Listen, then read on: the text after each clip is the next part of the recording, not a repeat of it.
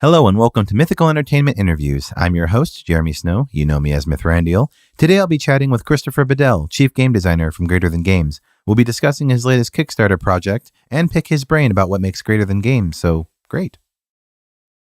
Let's jump right into it. So Sentinels clearly has its roots in classic superhero mythos. Each hero seems to embody the spirit of each hero type you would find regardless of the genre. So, for example, Legacy harkens back to Superman and Captain America, Wraith to Black Widow or Batman. What would you say was your thought process when creating each of your heroes and villains?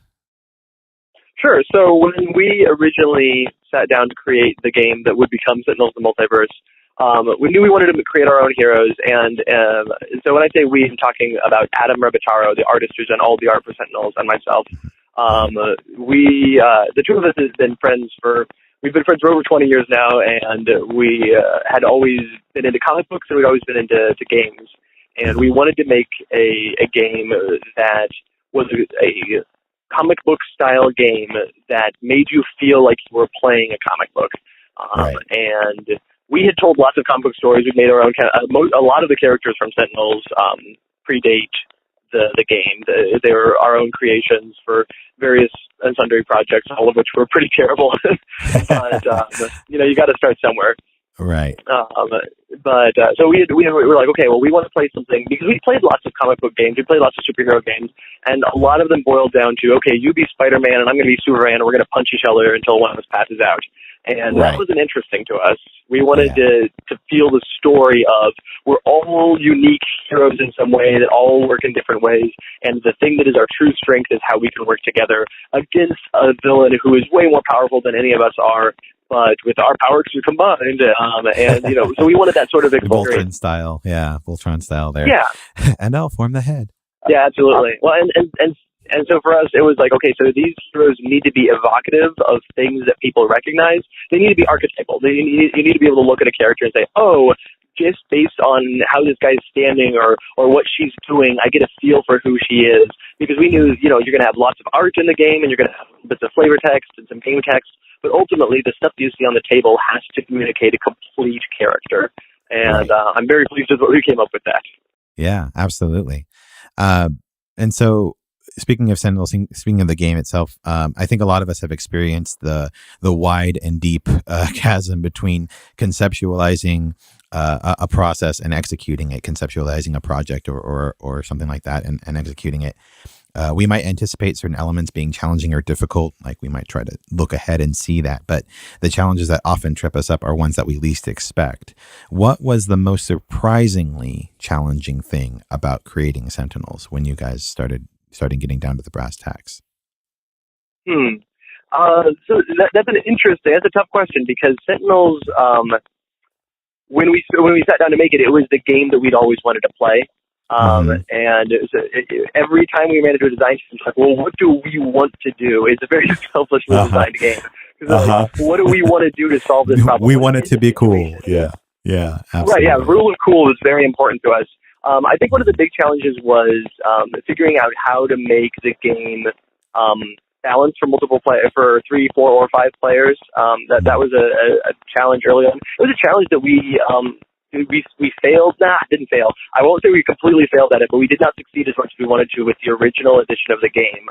The most common editions you'll find of the game are the enhanced edition, quote unquote, which is funny because the original edition we printed 5,000 copies, and we've printed over 70,000 copies of the enhanced edition so far. So it's really the standard edition.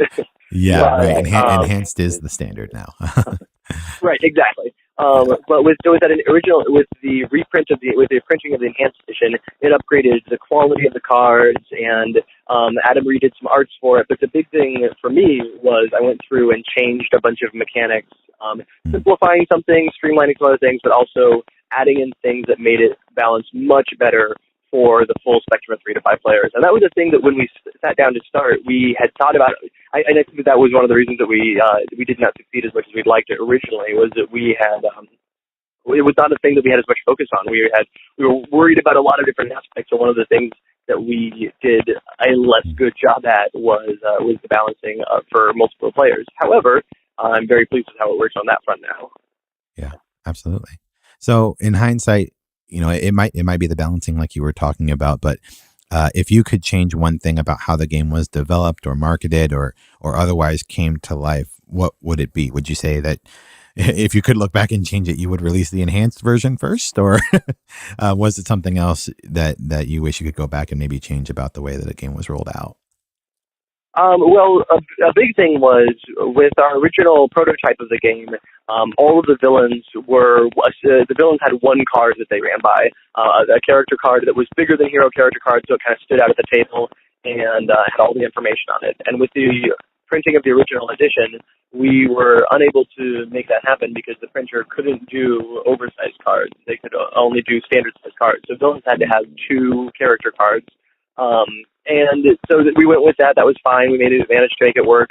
But then, and since then, we've printed an oversized card pack where you can buy all the villains as we originally intended them. So that is a thing that I would have liked to have made standard from the start if we could.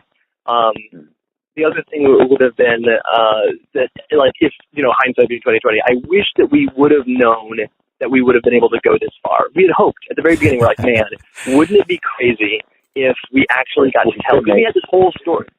Yeah. Well, we had this whole story arc that we had planned from the beginning of how far it could go. We're like, okay, if we get all the way to the end, that'll be great. But we made the game going, guys, let's be honest. We're not going to get all the way to the end. That's so many games. It's so much stuff. There's no way.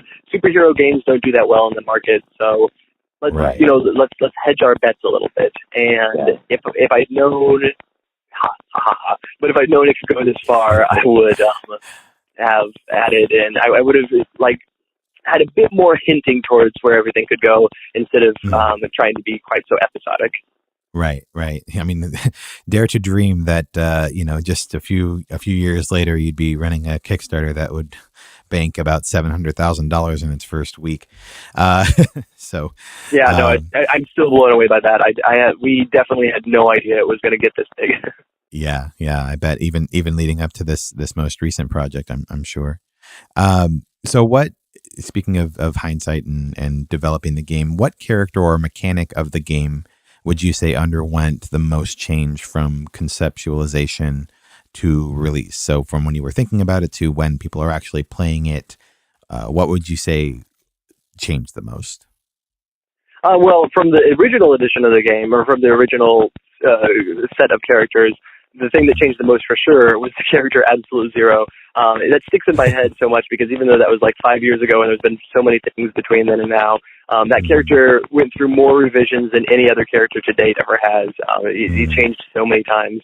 But that's a fairly micro thing compared to like the biggest, the macro sense of the world. I think, man, in terms of the biggest, that's the biggest character change that happened. It was Absolute Zero's, the way that deck worked, the character motivations. It was very different than we originally envisioned him, and he came out much better as a result. But still, it was a lot of work in that. The other stuff that changed would really be how we, and this is kind of outside of the realm of Sentinels, but still very important too. The creation process would be how we grew as a company. Right. Every time we ran into any sort of challenge as a company, we fell back on, well, look, we're good at things, we'll just do it ourselves. And this meant that we do our own fulfillment. We sell to all the different distributors and everything, and it means we have our office space has over 15,000 square feet of warehouse, and we do all of our own warehousing, and we've got forklifts and warehouse managers. Do you drive a forklift around? I do. Do you help with the shipments and all that? I do. Yeah. No. Even we just recently did the ship out for Villains of the Multiverse, and I did. I'm going to say I did at least a quarter of that ship out myself. But it was a big ship out, and when we had those big ship outs, it's kind of all hands on deck. But like when we originally started, it's like, okay, we had like a little, 5x10 storage locker that we kept the games in, and then we're like, oh well, we need to be able to receive shipments of cargo containers from China. So we had to get a place that had a dock height loading bay, and then we're like, oh well, we need a place to store all these games. And a lot of other indie game companies will generally find another company to do their shipping and their fulfillment or to receive the cargo containers because you have to have a ton of space for that. And every time we ran into that issue, we just kind of doubled down on, no, we'll just do it ourselves. Right. It's generated a lot of extra work for us, but it's made the company kind of what it is, and it's made a lot of growth that we didn't necessarily expect or plan for at the start. Yeah. Awesome. So shifting a little bit to the app for Sentinels, in our tech saturated age, apps and other forms of technology are kind of seeping into the card and board game world. I know personally, if I'm playing Magic the Gathering, I might have an app that helps me track my life total or, decide who goes first, etc.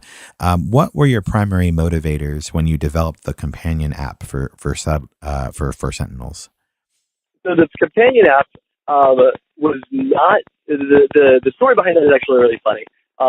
We launched the game at Gen Con 2011, and then a couple of weeks later went to PAX Prime 2011 in Seattle.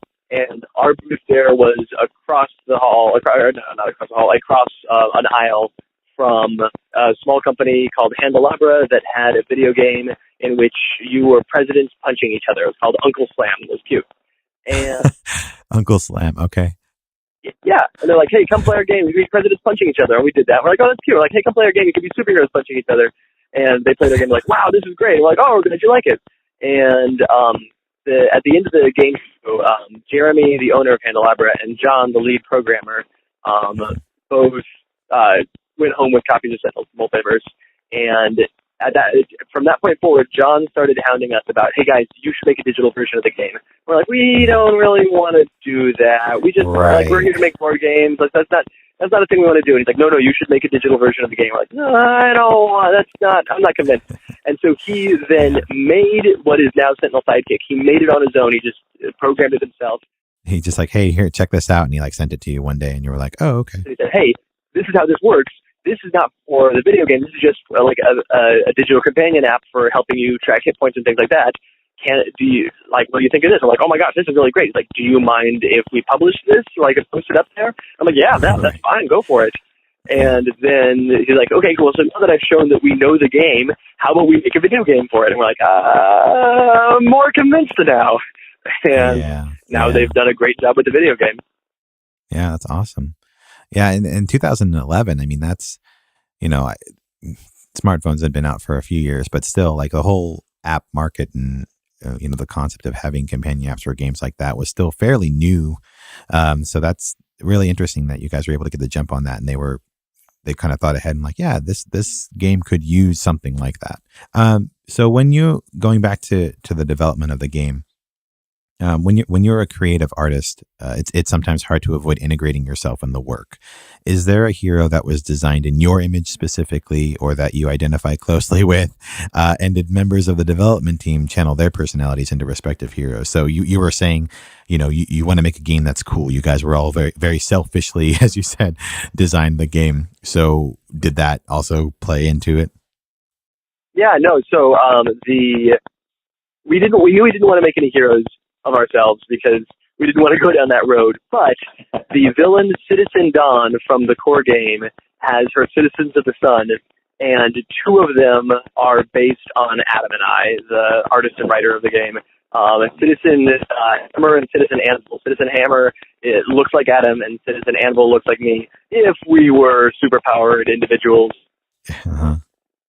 Superpower supremacists. Yeah. Okay. So not front and center, but you worked yourself into it in kind of a backstage sort of way. Yeah. No, we definitely get to show up, and I think part of Adam's motivation for because we're like, oh, we look like role play versions of ourselves, and then as soon as we had these characters, like the next art that Adam drew was of our flagship hero Legacy punching my character Citizen Anvil right in the face. All right. Yeah. This is gonna get ugly, but that's good. Yeah. So going to the current Kickstarter project. So to say that your most recent Kickstarter was a success would be a gross understatement. I mean, you guys hit $100,000 in funding in about half an hour, and as I mentioned, you're at about $700,000. I think you were like $694 when I checked. It's probably $700 now. So, what does your team do to foster such a supportive community? Like, how do you get to that point? Yeah, well, that's a great question. We have been making the games that we want to play since 2011, and a big part of our process has been this is a story game. This is a game in which you are playing the story. You can ignore the story. You can, not pay attention to it, but it really is the glue that holds the game together. And so with that, we try to release a lot of story information in other avenues as well. Like there's story write-ups in the rule book, and we have stuff on the website that we do. And another part of that is that we have on our website at greaterthangames.com, there's a forum where there's a bunch of people that are always talking about what we're doing. And so we actually, leading up to the OblivAeon Kickstarter, we had an ARG in which the rule book for Villains of the Multiverse, the previous product, had some weird things about it. It had a name repeating a bunch of weird times in it, and it had some text boxes that the background color matched up with the color of different page numbers, and somebody finally realized that there was something weird there, and they started coding the puzzle in it, and it went down this rabbit hole of all these different puzzles that were on the website, that once people would solve them, they would get comic book covers revealed, and they're like, wait a minute, what's going on here? And the whole path of that revealed the next expansion was the story that was the end, was OblivAeon, and right after they revealed that, the Kickstarter was announced, and then like 3 days later we launched the Kickstarter. And so that really helps tie in the community. But the involvement, so you're saying, how do you foster this sort of community? The direct community that we see of those people that are directly locked into what we do is somewhere between a few hundred and maybe 1,000 people. And what we've seen on the Kickstarter is we just today passed 5,000 backers on the Kickstarter. So it's way larger than the community. And like I mentioned earlier, we have to date printed over 70,000 copies of the enhanced edition of Sentinels: The Multiverse, and have sold the vast majority of those. We have a couple of thousand in our warehouse right now.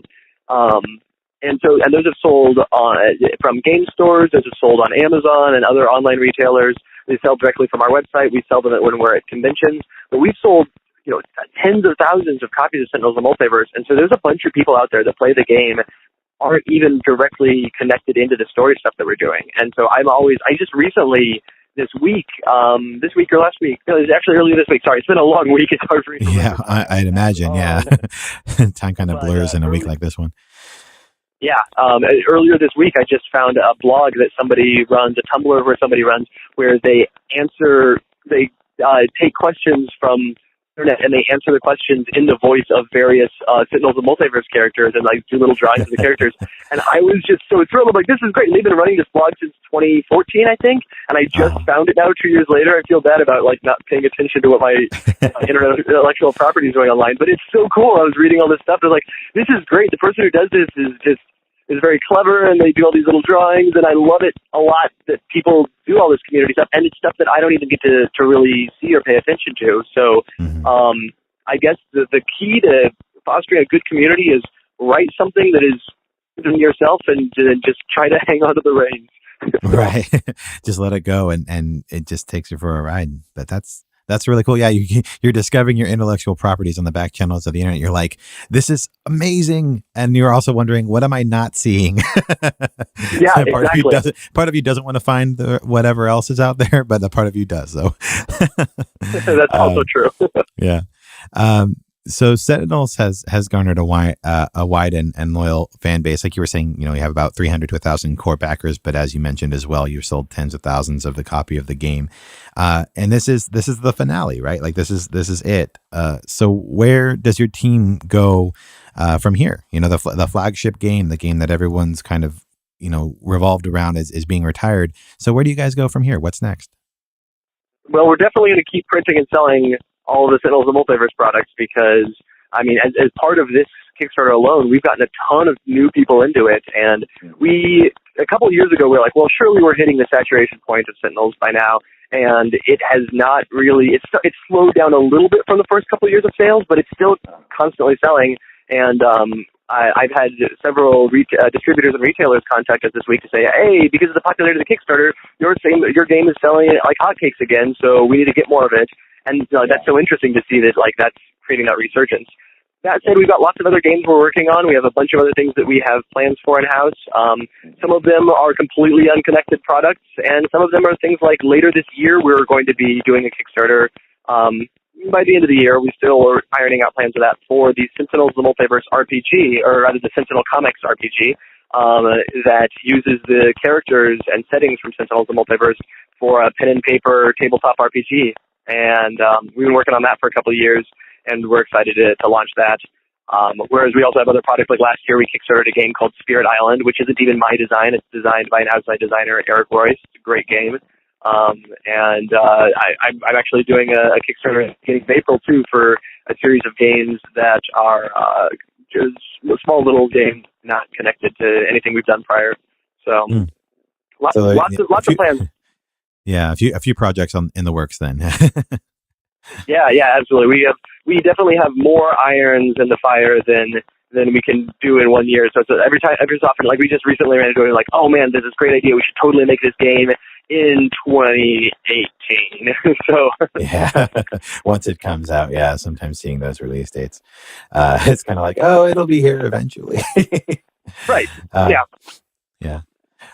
So yeah, you mentioned earlier you debuted this game at Gen Con 2011, just barely 5 years ago, and now you're smashing these fundraising goals and can boast a large and supportive fan base for groups that are just starting out. Groups of nerdy guys who are wanting to make games about superheroes punching each other or whatever it might be. What would be your greatest advice in creating a product and a company that can last, that like yours has? Yeah. So, the most true thing is that you've got to get lucky. There's lots of people making great games every day that don't get noticed. So that said, I'm not saying, hey, it's all luck. I'm saying you have to get lucky. And one of the big things for us when we made that game, we released it at Gen Con. We didn't know if it would be a success at Gen Con or not. It turned out that it was. Tom Bassel, who's a prominent board game reviewer, called Sentinels the Multiverse his #1 game of Gen Con 2011. We got a bunch of attention from a bunch of different avenues. But regardless, before we'd even gone to Gen Con, we'd already signed up to go to PAX Prime 2 weeks later. We reached out to every media person that would talk to us. We knocked down as many doors as we could. We tried to get in front of as many people as possible. I've gone on I drove to every game store that I could find in a 4-hour radius of where I lived, so that I could just be like, hey, I want to go and hang out in your game store and run demos of this game. Could you give me a little bit of space and some time? And any one of those things could have paid off. Part of the reason that Sentinels succeeded so well and so quickly was that a lot of those happened to pay off for us. So we were very fortunate, but we made those opportunities for ourselves. We got out there and we knocked on doors. And that said, I've seen many games that are very good games that do that same work, that try to get in front of as many faces as possible and still don't succeed. Right. And that is to no fault of their own. But if you're not going to at least put in that legwork, you don't have much to go on. It helps. It helps the chances. Yeah. Oh yeah. Anything. Yeah. So I mean, think of it like a game. If the only way that you can win is by rolling a natural 20 on a D20, the best thing you can do is roll as many D20s as possible. You got to give yourself that opportunity. Awesome. And then you were saying about a company that can last. Right. So in terms of making a company, I mean, my favorite game that people all the time ask me, so you're a game designer, what's your favorite game? My favorite game is Running the Company Greater Than Games. It is a high-risk, medium-reward, worker placement, resource allocation game that is a challenge on a daily basis. It's a blast, but it's definitely up there in terms of intensity. And a big part of making a company is making your plans, having multiple plans.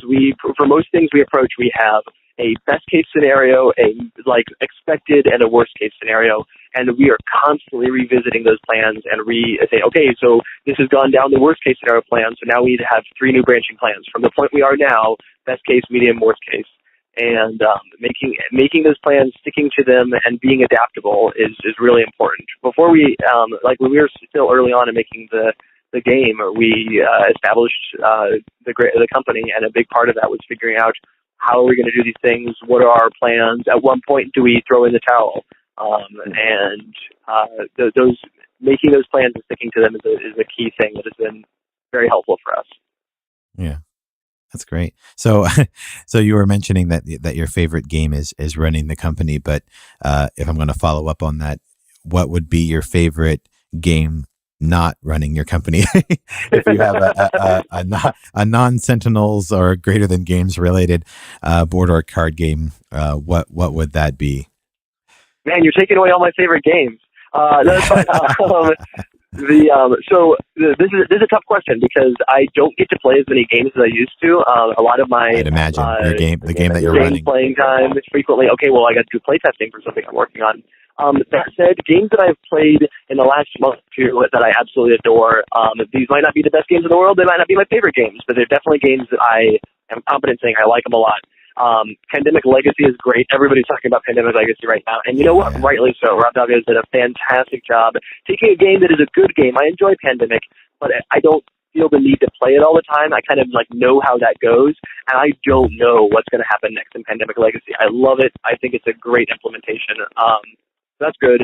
There's a card game called Machikoro. Are you familiar with it? No, Machikoro? No, Machikoro?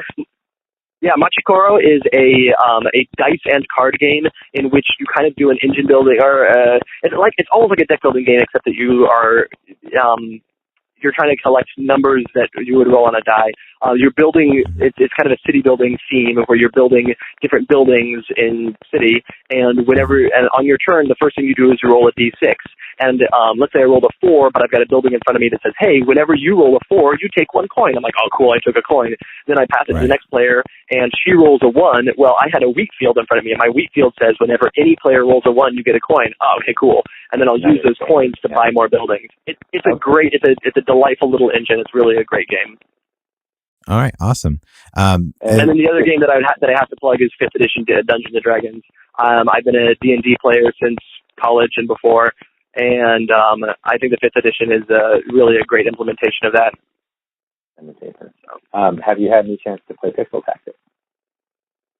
Yes. No, I have not played Pixel Tactics. I've seen it. Yeah, I've seen it, and I'm very familiar with it, and I've never actually played it, but I've heard lots of great things. I know a lot of people like it. That would be my counter suggestion. I'm a big fan of that one myself. So I'll check out Machikoro and you check out Pixel Tactics and we'll report back to each other. I have a copy of it in my library. I really need to sit down and play it. So I'll make sure that happens. All right. Awesome. Well, Christopher, I really do appreciate you taking the time today. Again, Sentinels of the Multiverse, OblivAeon, extremely successful Kickstarter, nearing $700,000 now. I wish you all the best of luck. Now, you're going to be at some conventions coming up, yes? Yes, I'll be at PAX East. I'll be at Origins. I'll be at Gen Con. Those ones are all for sure, and there's probably some other ones as well that I'll be at. So. All right. Awesome. Well, Christopher, thank you again. We really appreciate you taking the time, and we'll talk to you later. Okay? All right. I look forward to it. You bet. Bye.